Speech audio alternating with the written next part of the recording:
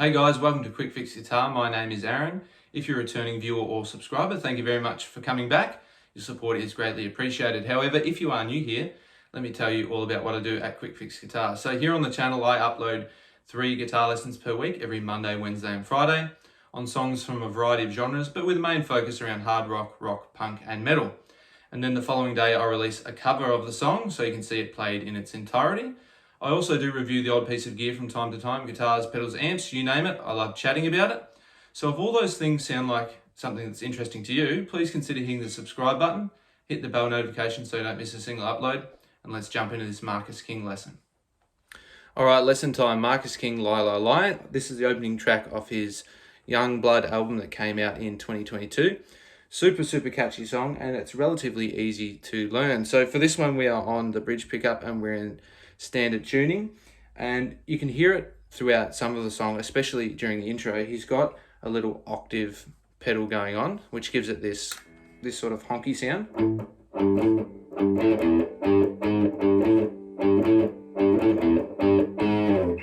So that's what's giving it that sort of honky tone throughout the song. But by all means, if you don't have one, you can play just with whatever you've got. So for this lesson, I'll keep that on just so that we can hear it in context, what it sounds like. So on my Boss Katana here, I've got it on the crunch channel, gained at about 12 o'clock, just a standard sort of EQ, everything all at 12. And I've got that little octave on. So this song, it starts with, it's all on the low E, the main riff here. So this is the intro riff and it's also the verse riff. So we've got 5th fret on the low E, followed by a 3rd on the low E as well. So you play like that. 1 on the 5th, then on the 3rd, and then back to the 5th.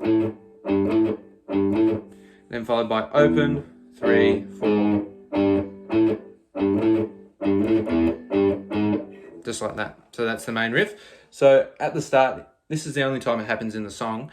He plays through it twice, and then there's a little pause.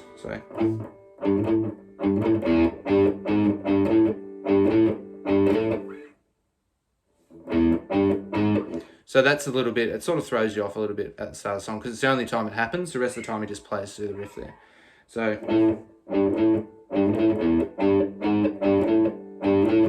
pause, open, 3, 4. And then he plays through that little passage 3 more times, and then there's a pause, and that's when he starts to sing. And then he does through that riff twice. And then on the 3rd time, he adds a G power chord, or not G power chord, a ringing out open chord. So I like to play the cheap way, the AC/DC version. So in the middle finger on the 3rd fret of the low E, you're muting that A string with the fleshy part of your finger.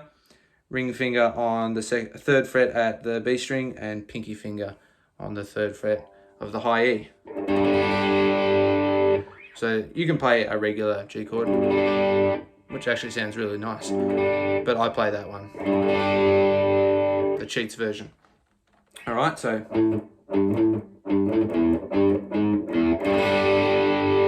there's a little open low E in there before he hits that G chord.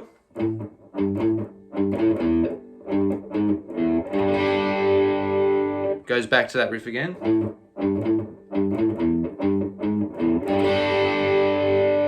Does that twice, then we are into the chorus.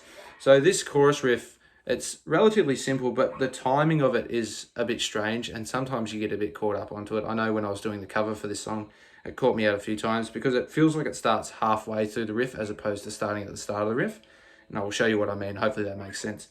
So you've hit that G chord. Then we come down here to the 7th fret on the D string. We hit that once, then quickly jump up to 3rd, 5th, 3rd, then 5th on the A. Then same on the low E. So just like that. Then we go 5th, 6th, 7th on the D string. And then we hit it twice more on that 7th.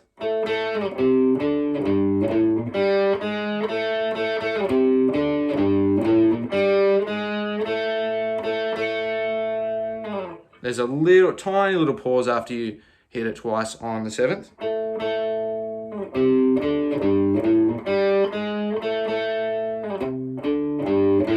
It's all happening pretty quick, but there is a tiny little pause. So that bit might take a little bit of getting used to, the rhythm of it. But it starts on that 7th fret on the, which is a little bit confusing, but once you practice it, you'll get the hang of it. So it goes through that riff a few times. Then it goes back to that G, followed by a D major. So it's the D string open, index finger at the 2nd fret of the G, middle finger on the 2nd fret of the high E, and ring finger on the 3rd fret of the B. So, and then it's back into the verse riff. So,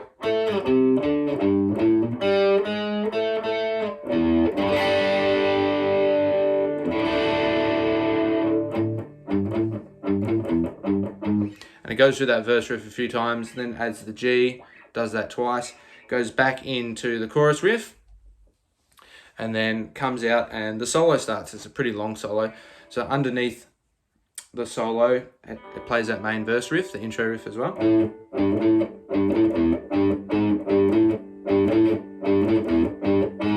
Carries that on for a few bars, and then it changes keys, and it comes down here to the 1st fret on the A string and the 3rd fret on the A string as well.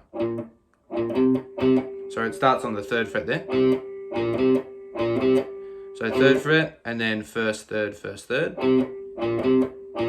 Then we reach up and we grab the low E at the 3rd fret, the G note. And then 1, 2 on the A string.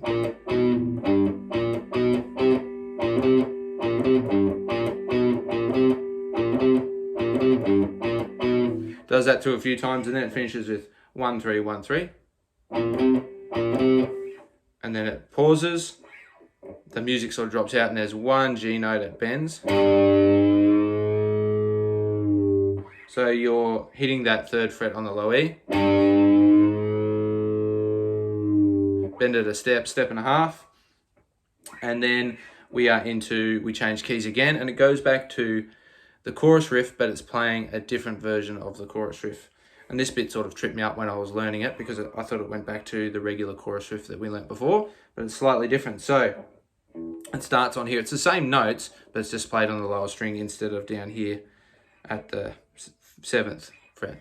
Okay, so we hit an A note here, then 3, 5 on the A string, then 3, 5 again, followed by 3, 4, 5. And then twice more.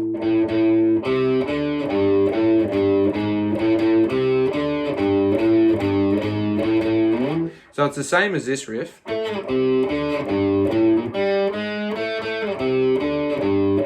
But it's just played on the lower strings.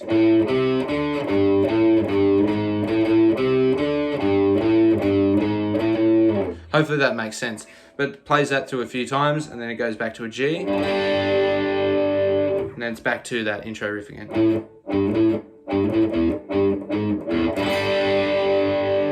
Plays that again, and then it goes through the regular chorus one more time, and then it finishes on that intro riff again. And the song finishes. So those are all the parts on how to play Lie Lie Lie by Marcus King. We've got the intro / verse riff, we've got the chorus riff, and then we've got that little part where it changes keys underneath the solo. Then we've got that chorus riff that's slightly different, just played on the lower strings, that plays underneath the solo as well. And that's it. That's all the parts you need to play Lie Lie Lie by Marcus King. And there you have it, my friends. That's how you play Lie Lie Lie by Marcus King. This guy is seriously super talented. If you haven't listened to his album Youngblood, go give it a listen. It is wall-to-wall great tracks. He's super, super inspiring as a guitar player. So if you'd like to see more Marcus King lessons on the channel, feel free to comment down below. I'd love to do some more. With that being said, hopefully you enjoyed the lesson. If you did, please consider hitting the subscribe button if you haven't already. Hit the bell notification so you don't miss a single upload. Feel free to give the video a like as well. That really helps out with the channel, pushes it out to more people. Check out the playlists that are popping up somewhere around here. With that being said, I will see you in the next lesson. Catch ya.